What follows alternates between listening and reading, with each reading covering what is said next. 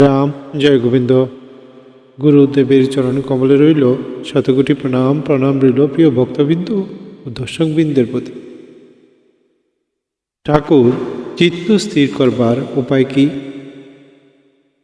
উত্তরে শ্রী শ্রী ঠাকুর বলেন, বাসনা ত্যাগ, দরকার না থাকা, পতি বই আর কিছুই নাই এই পতিব্রত ধর্ম, পতিগত বাসনা। আপনি বাজে চিন্তার আবর্তন হইতে ধৈর্য ধরিয়া সত্যনারায়ণের নাম সর্বদা করিবেন। এরূপ অভ্যাস করিতে করিতে স্থির চিন্তা আসিয়া আপনাকে পরম শান্তি দিবে। ভগবান একমাত্র ধৈর্য হইতেই প্রকাশ হয়। জয় রাম জয় গোবিন্দ। অন্তরঙ্গ সংলাপ শ্রী শ্রী রাম ঠাকুর।